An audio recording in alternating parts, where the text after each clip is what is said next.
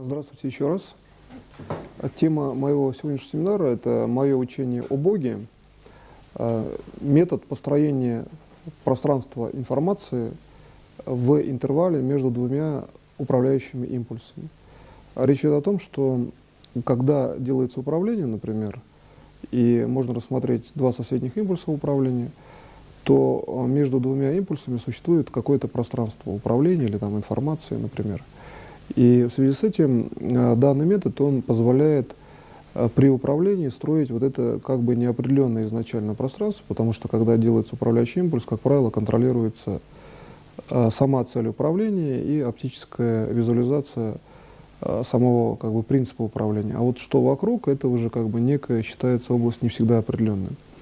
В данном случае, например, в технологиях воскрешения именно эта область позволяет часто сделать мгновенное воскрешение или в условиях именно системного уровня управления эта область позволяет сделать сбалансированное или изначально устойчивое управление, потому что если мы делаем управление в каком-то пространстве, то логически это пространство должно быть уже устойчивым. И поэтому получается, что вот это пространство, оно как-то создается какими-то структурами, например, человека. Да?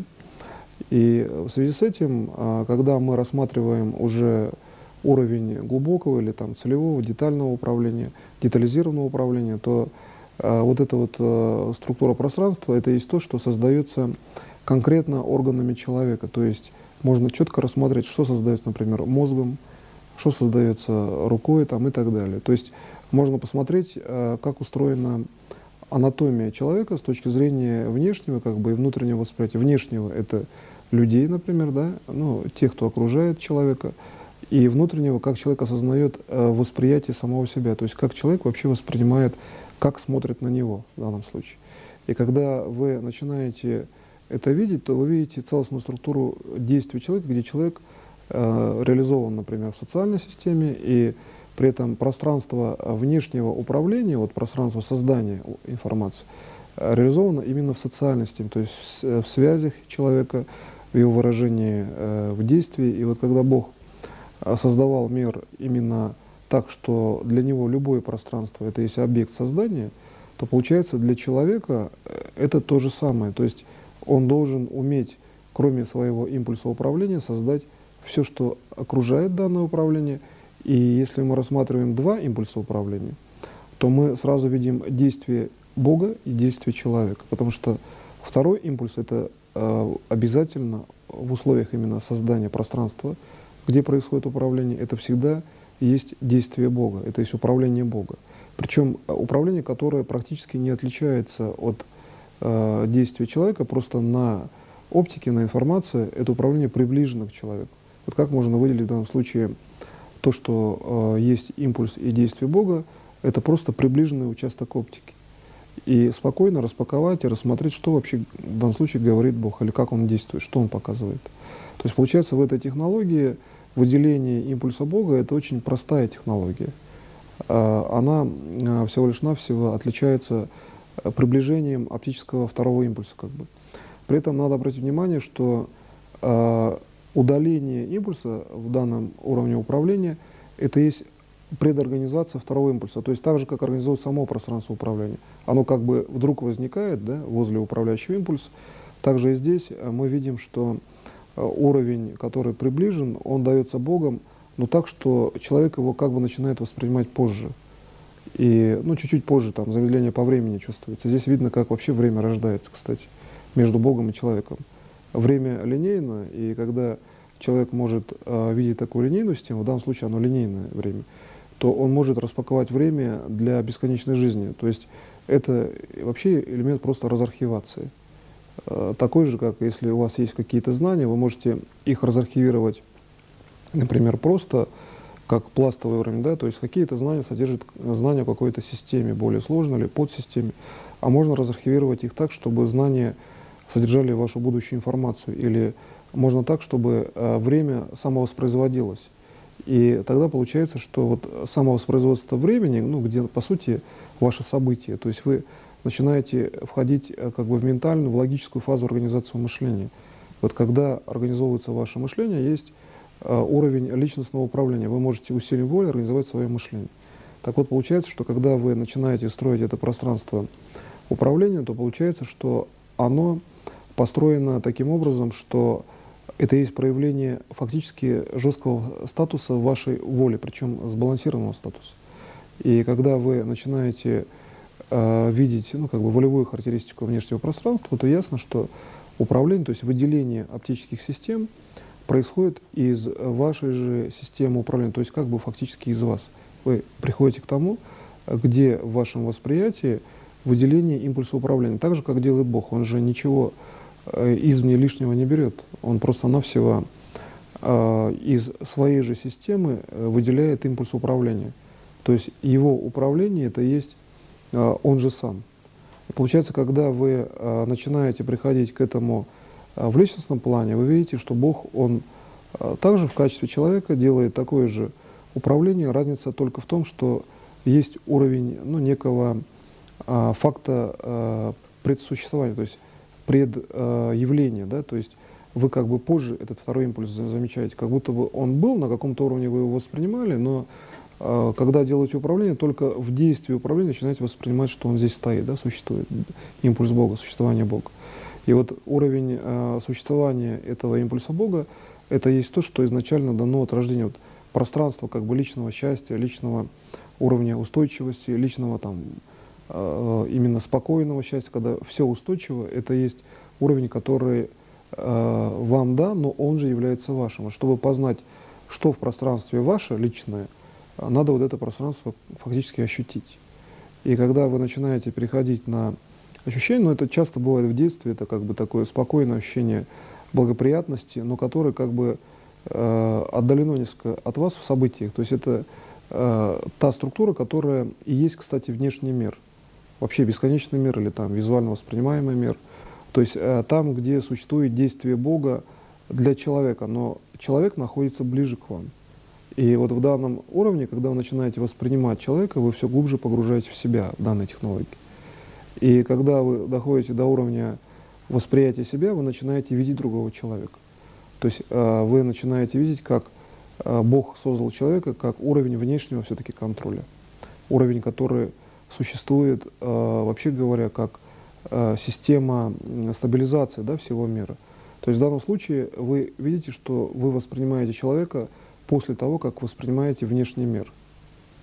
И эта технология позволяет понять, как Бог построил систему управления, то есть Он сначала построил действительно внешний мир, да, получается, для восприятия человека, хотя человек изначально всегда существовал, так же, как и Бог, Он одновременно создал вместе с собой образ и уровень человека, и вообще физическое тело. Ибо Он сам такое же тело имеет, значит, Он, естественно, имеет подобную систему даже в преддействии, да? Потому что если создается тело, то значит где-то же до этого оно существовало, и получается вот вторичный импульс Бог сам себе и создал. То есть для человека разделение только в том, что у него первый импульс — это импульс личности, а для Бога один и другой импульс, они одинаковые. Поэтому у него, скажем, духовное действие, да, действие мышления, действие физического тела часто пересекается в однотипном управлении. То есть Бог может дистанционно сделать управление и получить так же, как будто бы это делается рукой, да, например, и физической рукой. И получается, что в данном случае, когда мы имеем такую технологию вот в познании и создании этого пространства, то получается, что мы сразу же сталкиваемся с системой бесконечности восприятия. Потому что если мы начинаем реагировать на данное пространство правильно, то получается, какая разница, что это как кусочек пространства, да, который близко к нам, что это бесконечное пространство, это все равно одно и то же. Это внешнее пространство, где визуализируется какой-то импульс управления. И получается, что, исходя из этого, мы вполне можем сказать, что вот путь к человеку, да, одного человека вообще к другому, это есть создание, опять же, структуры внешнего мира, а значит, спасение мира. И тогда он видит образ человека, который рядом. То есть логически, физически ясно, что он всегда видит. То есть зрение всегда воспринимает физический образ человека. Но если мы захотим здесь понять, как работает зрение, физическое зрение человека, то мы должны увидеть, что человек сначала строит внешнюю реальность, потом преобразовывает свет, то есть он его загибает в структуру, то есть он начинает выгибать свет своим сознанием, своей вообще личностью, да, своим телом. Этот свет начинает выгибаться, и там находится уже тот человек, которого он воспринимает. То есть люди существуют вне времени с точки зрения души человека. Души общаются вне времени. И получается, что вот мы начинаем видеть структуру света, значит, который является фактически следственным светом вообще-то, потому что это действие, да, но существует как бы в абсолютном пространстве. То есть свет оживает, он приближается к душе человека, он становится вечным. Все, что вы воспринимаете в этой технологии, становится вечным. И тогда получается, что вы очень органично переходите на уровень, где душа создает структуру будущего вечного развития. То есть для души не существует понятия, там, например, смерти, не существует понятия там, какого-то прекращения чего-то или там, даже начала часто. И значит, чем значит, вы точнее, что ли, чем глубже погружаете структуру души в действие, тем вы точнее выходите на уровень именно, что душа одновременно все охватывает и одновременно как бы реализуется в действии. То есть вот почему часто нет понятия как такового именно, что ли, в логическом понимании начала, да, действия, потому что душа воспринимает все в действии Бога. То есть для души в данной технологии Бог — это есть одновременно и начало, и действие. И получается, что когда вы начинаете видеть такой именно ракурс управления, то получается, что вы видите, что душа взаимодействует, ну как бы фактически разговаривает с Богом так же, как человек разговаривает с человеком, то есть словами. И вы начинаете видеть структуру организации слова. Так вот, промежуточная система именно для души человека между соседними импульсами — это и есть слово. И если вы хотите понять, что говорит ваша душа, вы можете это просто прочитать. Значит, вы видите конкретное слово. И это слово, данное, положенное в какой-то области пространства, дает конкретное исполнение управления. То есть в данном случае, когда вы переводите управление на уровень действия, достаточно зафиксировать, получается, две точки управления души, то есть выделить оптическую фазу души и написать просто слово. Как правило, нужно вообще-то одно слово. И вот, чтобы сделать управление по фразе, предположим, да, получается, нужно создать слово, которое содержит следующий подтекст. То есть в данном случае, если смотреть, как говорит Бог, то ясно, что, ну, он говорит так же, во-первых, как человек просто. И здесь получается, что он просто в слове создает весь мир, всю реальность, потому что он так воспринимает. То есть его личное восприятие такое, что создается внешний мир. Поэтому слово, содержащее другой подтекст, это и есть управление. То есть можно сделать управление жидкостью, но считать, что это вода или чай, например, да, а написать слово жидкость и так далее. Если вы хотите, но при этом вы же видите, например, всю воду или там чашку чая, вот это создание внешнего образа, это и есть пространство устойчивого управления, которое создается уже духом, душой, физическим телом человека, то есть там проявлены все функции управления, а то, чем вы управляете, как бы область управления, да, выделяется в сферу вашего конкретного действия. И вы очень четко в этой технологии прослеживаете свое конкретное действие. То есть вы видите, как организован ваш управляющий импульс. То есть вы видите, откуда он берет начало, почему именно импульс такой, да, создан, почему вообще он ваш. То есть вы можете четко дифференцировать информацию, одну информацию отделять от другой. Смотреть, откуда произошло, ну, возможное, например, там, влияние, да, откуда проявились какие-то связи системные или там разовые. То есть это очень, на самом деле, сильный уровень анализа ситуации, когда вы выделяете именно внешнее пространство, как пространство тоже действия, созданного и Богом, и человеком, и пространство, где мир реализован полностью системно и устойчиво. То есть фактически это область на логике, это область восприятия и область событий, причем такая, которая уже существует устойчиво от Бога. То есть фактически это как территория Бога, где вы просто-навсего делаете управление. Но логически так и есть. Ваше управление всегда происходит в пространстве, предварительно созданном Богом.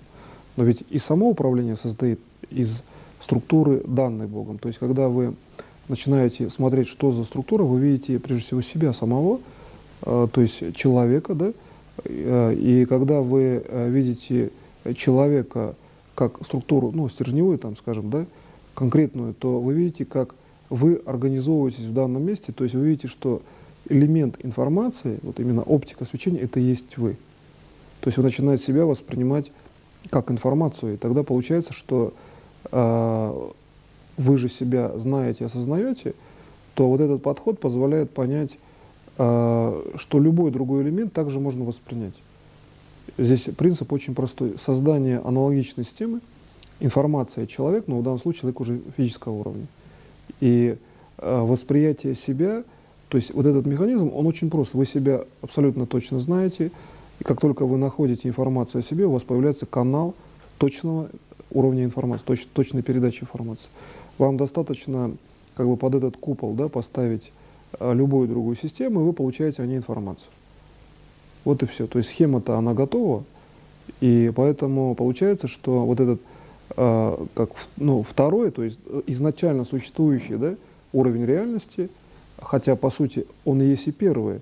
Вы смотрите как бы информацию о себе, да, но вы же до этого все время существуете, живете, там, например, живете счастливо, а при этом, то есть вы здоровы, а при этом как бы внешняя информация может быть такой, что там есть какое-то действие, ну, там вокруг вас, вам нужно, например, на что-то обратить внимание и так далее, и получается, что вы начинаете создавать события. События создаются так, что вы учитываете в памяти, да, прежние события часто, но чтобы понять вообще какие-то вот, ну, системы независимых событий, например, вы пошли куда-то на встречу с кем-то где-то, пусть это будет, например, центр города, да, тогда получается, чтобы правильно посмотреть на себя в центре города, надо знать всю периферию, как бы сужать сигнал до уровня центра, то есть как бы закручивать спираль, да, и получается вы попадаете в устойчивое поле управления, то есть вы сами построили эту конструкцию, и вам тогда проще, как правило, здесь можно очень точно определить позиции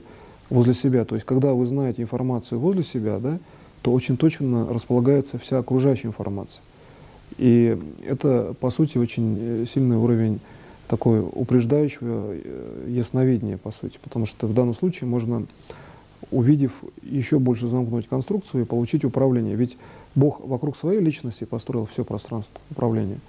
То же самое здесь. Вы фактически как бы, ну, там, вяжете, да, вот эту информацию в виде таких белых, можно даже визуально представить, линий, и эти линии показывают, что как только вы подводите к себе, вам совершенно ясно, что вы сможете конкретную локальную цель выявить как управляющую и как реализованную, потому что все внешнее как бы пространство балансируется, и вы попадаете в структуру обязательного достижения одной цели. То есть из бесконечного количества явлений, если все другие явления вывести в пространство управления, явление, которое вам нужно, оно обязательно достигается.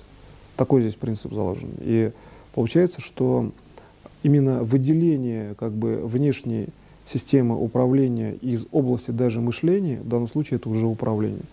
То есть достаточно в этом случае в системе мышления создать желаемый, да, образ управления и вывести все внешнее пространство событий именно в пространство, на котором происходит управление, то управление реализовывается. Во-первых, потому что внешняя масса, да, информации достаточно велика, то есть как бы внешнее пространство вам помогает. То есть Бог проявлен еще и в том, что внешний мир вам помогает, а когда вы тем более эту технологию знаете, вы видите структуру этого мира.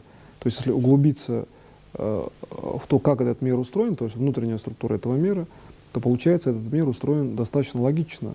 В каждой структуре мира находится конкретная, ну как бы по типу ячеистой системы, конкретная информативная составляющая, которая является как материальной, так и информационной одновременно. То есть чем глубже вы проходите в эту структуру как бы внешнего, да, устойчивого мира, тем вы больше видите соединение материи и информации, да, или, так скажем, энергии, может так выразиться. Дальше вы приходите к личности Бога, где все это объединено. То есть вы видите Бога на уровне как бы внутренней интуиции, то есть вы его узнаете, вам хорошо с Богом. То есть вы его воспринимаете там как друга, там, любящего человека, ну, короче, вам приятно. То есть на личностном плане вы попадаете в эту структуру. А дальше вы уже видите себя. Вот здесь вы нормируетесь, вы попадаете как бы в зону спокойного уровня восприятие, где вы воспринимаете себя как ту личность, которая имеет устойчивость, потому что вы видите и воспринимаете только себя. При этом, при всем, естественно, вы видите всех окружающих, но именно восприятие себя как бы во втором импульсе, да, исходящем от вас, одно дело просто импульс и контроль за внешним пространством, а другое дело, когда вы смотрите на свое собственное состояние фактически, да, то вы видите, что данное состояние правильно, и вы его вводите как бы в периметр спокойствия, потому что, вообще говоря, изначально спокойствие данное есть. Почему я все время указываю на именно уровень спокойствия, да, спокойного уровня управления, потому что часто, ну, так называемый бытовой или обычный уровень, это есть уровень, в общем-то, достаточно спокойный, когда внешняя среда, например, достаточно сбалансирована, нет никаких каких-то необычных явлений, да, есть, например, там восприятие дерева, ветра, есть, значит, какие-то действия, взаимодействия с людьми, например, и так далее. И вот когда человек начинает выходить во внешний уровень, то он может, чтобы посмотреть за людьми, он может посмотреть только через спасение всех. Вот почему вот это вот макро-созидательный уровень существует только как уровень обязательного блага или способствования благу всех, потому что это пространство, это есть уровень действия по тому типу, как действует Бог. И поэтому там оказаться как бы в системе внешнего контроля, это, конечно, на самом деле не одиночество, вот как таковое, что вы же заботитесь, вас люди любят, и вы как-то помогаете, да, по-разному. Но на самом деле вы начинаете воспринимать своеобразный уровень, ну, скажем так, одиночества других людей. То есть люди часто не знают, куда применить управление, или, как правило, может быть, даже знают, но не обращают внимания, как сделать так, чтобы объединиться на уровне, например, там, воззрения Бога, то есть как его одновременно видеть и как с ним одновременно, да, общаться. И вот здесь вот вы можете дать очень хороший уровень. Как только вы теплом сердца, да, дадите другому человеку информацию о том, что вы вообще здесь, начинается ответное тепло. То есть там видно, что люди могут фактически воссоздаваться, самоорганизовываться, потому что они друг с другом вообще рядом. То есть чем больше людей, тем будет точнее самоорганизация любого человека, тем пролонгированнее будет жизнь человека. В плане, ну, так, именно здоровая жизнь, потому что все-таки я, как именно технолог вечной именно жизни, когда человек должен жить вечно, здесь показываю, что именно здоровая, счастливая жизнь у человека увеличивается, как бы, ну, самопроизвольно, да, так скажем, даже без какого-то концентрированного управления, если больше людей. То есть получается в бесконечном развитии, когда людей очень много, многие процессы переходят на естественный уровень, где управление уже, например, не используется для каких-то там бытовых целей или для решения каких-то локальных задач, а управление больше используется для макросозидания, для макроуровня управления. Когда вы видите, что внешние, там, скажем, миры, внешние системы, внешние какие-то параметры начинают быть управляемы, потому что общество, которое достигло, например, целевого синхронного управления, оно уже как бы высвободило себе время, да, для решения внешних задач. И получается, что в данном случае мы имеем достаточно конкретную систему организации общества, то есть, опять же, возникает социальный план, который постоянно пересекается вот с этим пространством устойчивого или как бы личностного, да, скажем, управления. То есть личность осознает себя в этом месте, и это место является личностью. То есть в данном случае я говорю о том, что чтобы личность себя осознала, все равно человек должен как-то воспринимать себя в пространстве информации. И можно, например, говорить, вот человек есть, ну, описывать себя, воспринимать себя по каким-то правильным действиям, да, например, но с точки зрения Бога существует восприятие личности как таковой.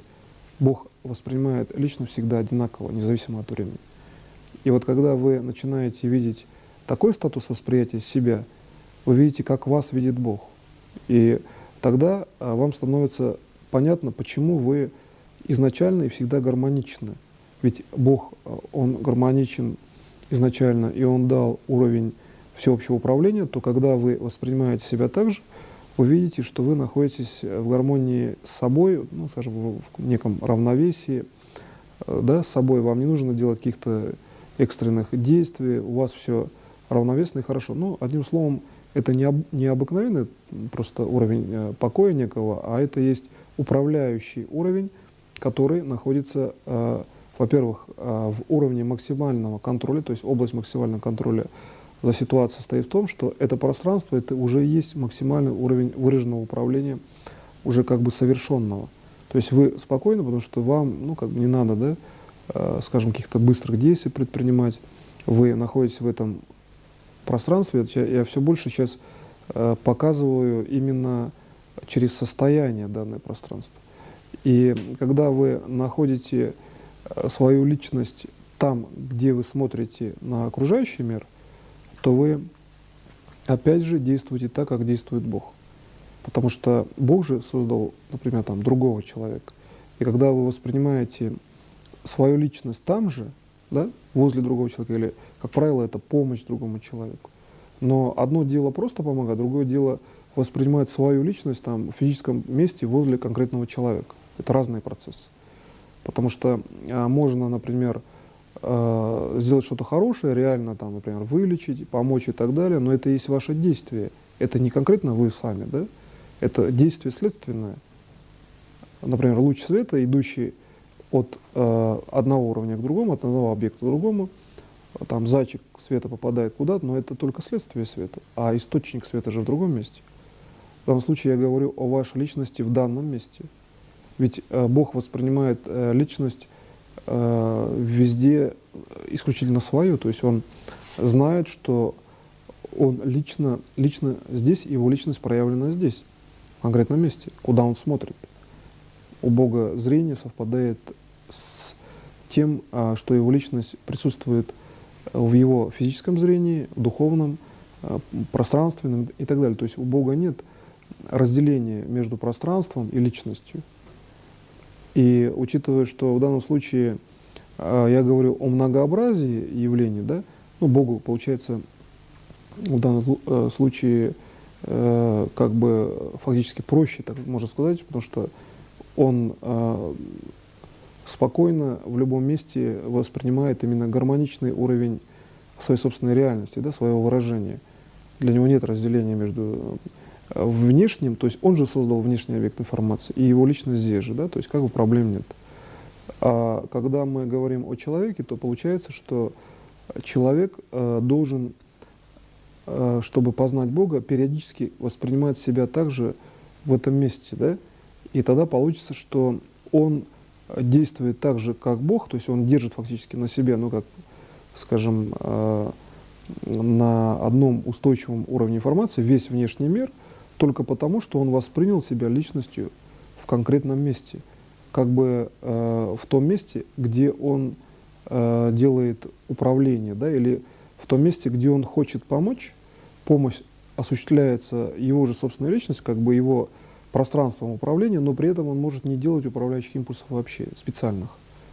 То есть помощь находится как бы второй объект, да, свечение возле информации, то есть вы хотите вылечить человека, да, вы делаете управление, ставите свечение как бы в структуре его будущего, но при этом на управление на оптике подходите в текущем времени как бы к нему, и вот подход вашего сегмента сознания к человеку на уровне того, что второе, ну как бы вот этот, он больше как бы эллипсоидный такой возникает тип свечения, который начинает человека окутывать светом таким больше вертикальным уже позже, через какие-то секунды. И вот этот свет, он создает именно пространство, где вы фактически сформировали импульс в текущем времени, но вывели управление в будущее. Да? То есть вы соединили два однотипных импульса, и так, как делает Бог, вы определили устойчивое управление как в будущем, так и в текущем времени, но сделали это самостоятельно всего лишь навсего тем, что вы осознали действие своей собственной личности в том, что вы приблизили элемент управления, ну, к какому-то конкретному человеку, да, например. И когда вы приблизили, вы увидели, уже видели, ну, как бы это действие изначально, да, например, там, душой, духом, сознанием, но и при этом вы уже знаете, что действие в будущем совершено. Вот это вот тонкая грань, да, где вы знаете, что будущее совершено, то есть вы осуществили помощь, да, например, там, вылечили, улучшили судьбу человека или там как-то помогли, это есть осознание самим человеком этого действия. И вот когда сам человек это осознает, что он получил от вас помощь, он может быть с вами вообще не знаком. Просто вы видите где-то на остановке, да, например, его, то получается, что именно так Бог создает людей, спасающих, действующих. То есть создание человека — это есть личностный фактор. И когда вы, например, это видите, то получается, что вы освоили технологию такого спасения, когда личность человека, да, или его свободный выбор никак не управляются с точки зрения того, что есть понятие воздействия некого, да, и так далее. В данном случае это управление, где уровень как раз-таки не воздействия, а уровень личного выбора этого человека. Вот, в данном случае вы совершенно четко можете видеть, что позиция управления, она такова, что вы определяете его будущий статус, потому что вы просто к нему приближаетесь своим сознанием, да? И вот когда он видит ваше сознание, просто дифференцирует, что ваша личность на информации к нему приближается, и видит, что от этого импульса есть свет будущего спасения, он принимает данный свет, но он может и не принять. То есть он совершенно свободен в выборе. И вот этот уровень реакции, когда наконец он принимает, да, то есть вы хотите спасти, но он, например, через какое-то время принимает, он спасается. Вот это есть совместная работа и Бога, и человека, и, например, там, всех личностей. Вот Бог так создал мир, что направление действия к другой личности — это абсолютно, по сути, не затрагивание интересов данной личности. Это выбор, да, свободной другой личности. И получается, что здесь мы видим статус именно Бога. То есть личность правильна, когда она абсолютно свободно выбирает свое следующее действие. И вот в промежутке между оптическим свечением данной личности, да, и, скажем, действием Бога, вашим действием, вы абсолютно четко видите, как свет жизни, то есть живой свет, так скажем, свет, который обладает признаками бесконечной жизни в каждом элементе вашего действия, создает данного человека или там данную личность даже, так скажем, где видно, вот как переходы в этом свете, они очень четко проявлены, и видно, как соседний элемент содействует или там взаимодействует, часто содействует соседнему, а просто бывает, что взаимодействует с каким-то там тоже соседним элементом, но в случае содействия это приближенная система. То есть это есть организация тела, да, физического тела человека. А в случае взаимодействия может быть отдаленная система. И получается, что вот именно отдаленная система, или часто бывает, что очень отдаленная система, это есть то, что создает духовную сферу, сферу внешнего действия, да, сферу души, сферу действия души. Получается, что внешнее действие в данном случае это то, что создает пространство управления, то есть пространство для жизни тела человека фактически. То есть душа, дух создает, пространство, душа создает пространство. И получается, что человек находится все время в системе действия души. То есть внешний воздух — это есть тоже действие души. Значит, получается, человек способен создать в любом месте там конструкцию, пригодную для проживания. Тот же воздух, да, почву и так далее. И получается, что исходя из этого, вот это состояние, о котором я говорю, состояние пространства личности фактически, да, это есть также состояние души. И вот когда мы идем дальше, мы видим, что фактически душа это пространство архивирует, аккумулирует. То есть душа фактически она может это пространство выводить в более концентрированный уровень. То есть в данном случае мы вполне можем увидеть, что пространство, концентрации, событий, это есть действие души, где, например, человек себя воспринимает именно как личность. То есть когда человек воспринимает себя как личность, то получается, что именно вот концентрация этой информации, это и есть создание событий, но уже душой. И при этом понятие воспринять как личность, вроде бы это простое понятие, то есть можно всегда воспринимать себя как личность, человек всегда себя и воспринимает как личность. Но вот разница здесь в том, что в данной технологии можно как бы по двуимпульсной, там, 10-импульсной системе выделить соседние участки свечения, причем такие, где вы можете, например, увидеть взаимодействие, например, света, да, то есть вы можете видеть, как один участок света взаимодействует с другим, и увидеть, что ваша личность — это есть достаточно огромная, то есть большая работа Бога, то есть как Бог проявлен в вашей личности. И при этом ведь Бог вам дает абсолютную независимость, то есть вот градация света Бога, то есть как бы наложение, да, волны Бога на вашу личность, где ваша индивидуальность именно, то есть где вы абсолютно, ну, в общем-то, так скажем, своеобразно, где именно вы, вот где именно вы, то есть логически ясно, что обозначить эту систему очень просто, но с другой стороны, чтобы выделить структуру именно присутствия только вашей личности, это значит стать по уровню, значит, подобным тому, как Бог создавал весь внешний мир.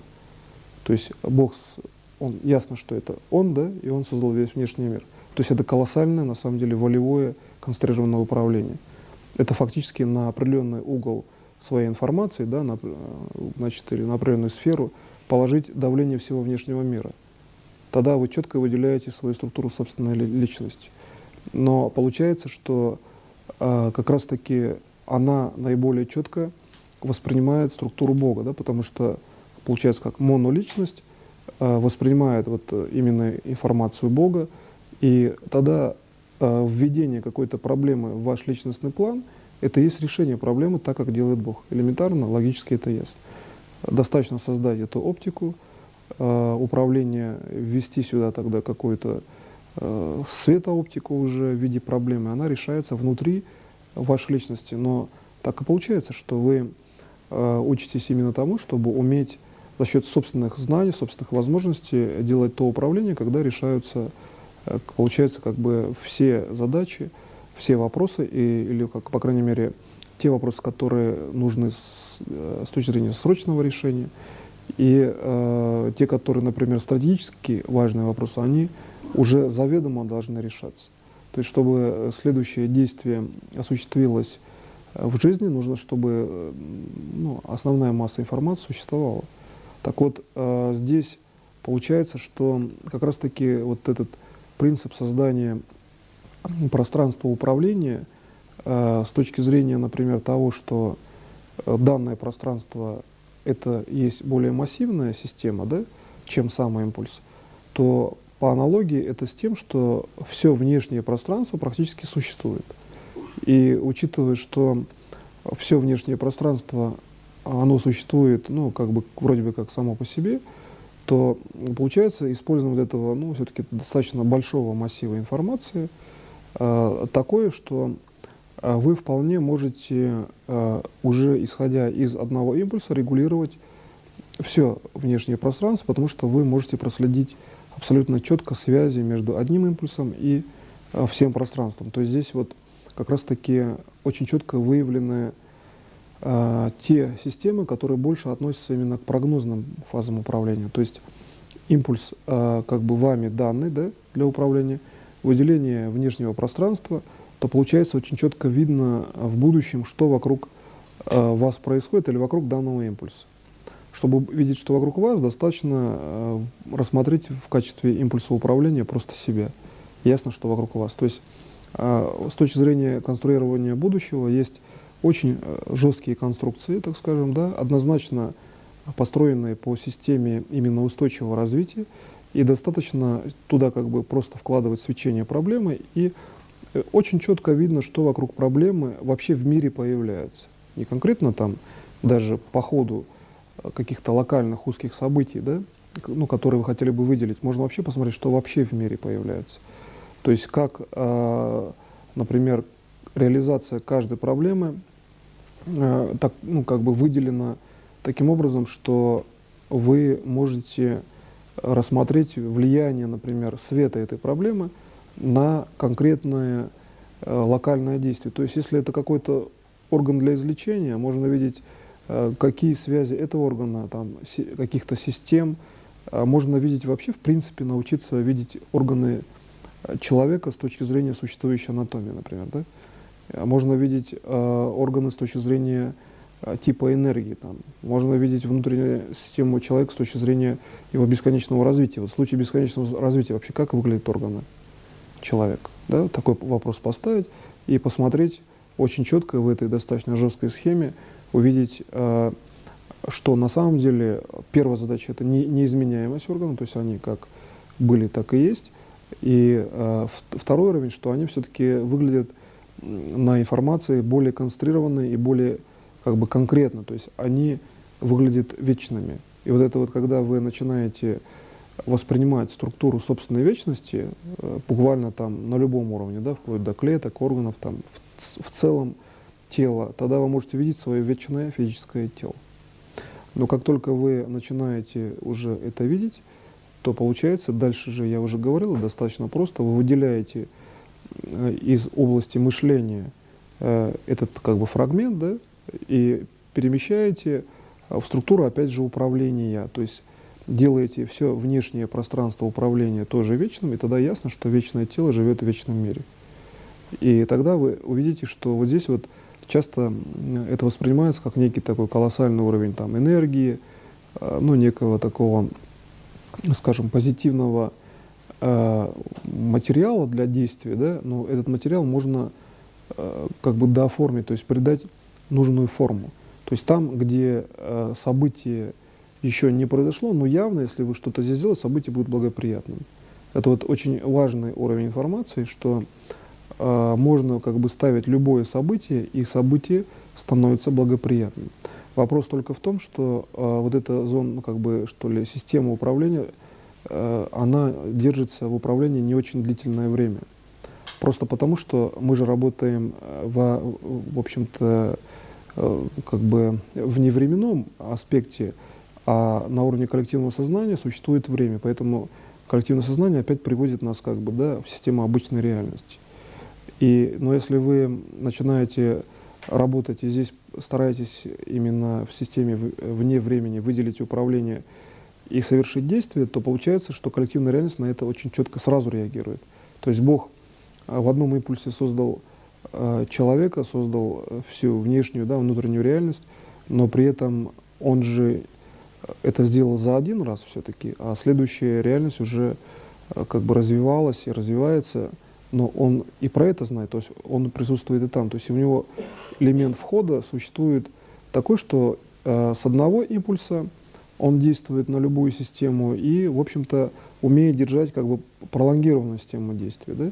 То есть для человека это означает, что он логически, как бы абстрактно воспринимает любую систему как за систему действий, как систему существующую.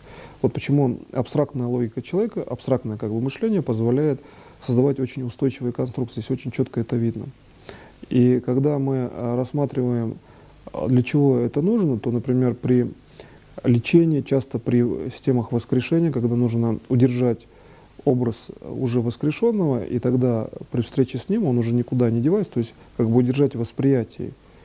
И тогда происходит встреча, и здесь как бы, ну, как бы главное не отвести взгляд, да, такой есть принцип. И когда вы начинаете как бы вот эту вот, что ли, фокусировку держать в памяти фактически, да, но здесь нужно еще уметь держать в момент начала действия. То есть можно, конечно, на ясновидении просмотреть уровень, скажем, да, при развитии ясновидения в эту сторону, где этот человек воскрешенный, подойти, заранее сформировать систему действий, но это будет длительный процесс, и можно так, конечно, делать, но это технологически надо очень много работать. А вот именно умение удержать момент первого импульса, что идет импульс от воскрешенного, это именно вот эта вот управляющая статика, так скажем. И то же самое при лечении заболевания, чтобы, например, четко знать, что системно достигается успех в нужное время, причем вот именно в структуре как бы статичного управления, нужно сделать так, чтобы динамичный процесс в данном человеке, он бы пришел именно к процессу фактически статики, но с точки зрения выздоровления. То есть здесь в данном случае статика уже имеет логическую форму. То есть вы имеете структуру как бы внешнего управления такой, что За статику вы свою мыслеформу, в общем-то, фиксируете или как бы ну, на информации представляете за статику. То есть ваше желание — это и есть статика, да? Но действительно так, ведь ваше статичное физическое тело реализовало желание, эта статика реализовала управление. Получается, что создание физического тела для Бога — это необходимость, чтобы создать статичные управляемые конструкции, да, существуют, чтобы мир как бы ну, не развалился там, в сторону, не распался. И, значит, получается, что исходя из этого, ну, например, для чего человеку придана динамика в движении? Просто абстрактный такой вопрос, да? Ну, понятно, что человек двигается, но вот просто для чего? С точки зрения Бога, зачем нужно было сделать так, чтобы человек двигался? Просто физически. То есть он мог быть там умным, но есть же масса явлений природы, где есть статичные позиции. То здесь получается, что вот движение — это и есть подобие Богу, потому что Бог — это также и движение. То есть именно для подобия в данной системе Бог создал человека подвижным. Становится, значит, понятно, почему ну, уже как бы первичный импульс, да, Бог, и уже человек, как система развития данного импульса, между собой создают любые пространства, как личностные, между, например, Богом и человеком, как информационные, как пространство действия. То есть как только мы хотим понять, там, что в будущем вокруг данного человека произойдет, или там вообще возле, как бы, скажем так, любого, да, человека, можно просмотреть такую конструкцию, взять просто образ любого человека, лучше реального, да, например, посмотреть его систему взаимодействия с Богом, то есть Бог и есть человек, а учитывая, что Бог, он всегда вечен, то человек становится тоже вечным в момент такого действия, да, с вашей стороны. И вот по линиям становления человека вечным очень четко определяются все события не только конкретного человека, а вообще всего мира. Это очень сильная прогностическая система, по сути, рассчитанная на то, что когда вы смотрите на два как бы элемента мира со своего уровня восприятия, то есть Бог и человек, и вы совершенно четко видите, что происходит вокруг них, потому что вокруг них создается пространство. Ну, можете рассмотреть Бог и вы. Не обязательно это может быть посторонний человек, да? И тогда вы увидите, что Бог и вы, и вам конструкция изначально сразу понятна. Вот почему в душе у человека всегда существует знание обо всем. Когда Бог и вы, все понятно, но душа человека, она так и создана Богом, поэтому душе все понятно изначально. У вас возникает как бы вот именно логический статус понимания, почему вообще в жизни так происходит, почему какие-то явления называются именно теми словами, которыми они называются. В данном случае понятно, что понятие души — это и есть реальная душа. То есть понятие определено с реальной душой. Вы четко можете осознать, что для того, чтобы человек жил вечно, ему достаточно часто просто хотя бы взглянуть на статус своей души, вечной души. Как только он это может делать, он создает, во-первых, вечное пространство, он может увидеть структуру будущего, так скажем, вечного развития. И получается, что здесь вот именно в структуре статуса своей души можно вполне уверенно сказать, что какие бы сочетания событий не были для человека, у него всегда есть путь собственного внутреннего развития совершенно благоприятный.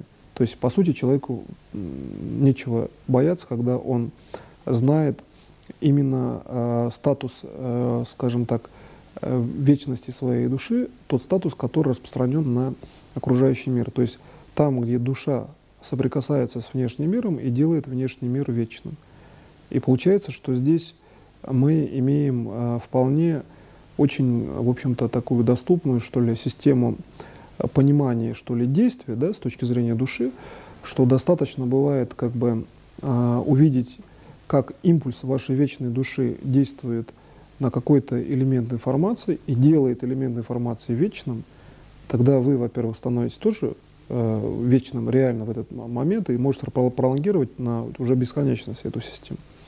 Но также вы фактически как бы образовываете, делаете внешний мир вечным. То есть это взаимная работа, исходящая из вашей души.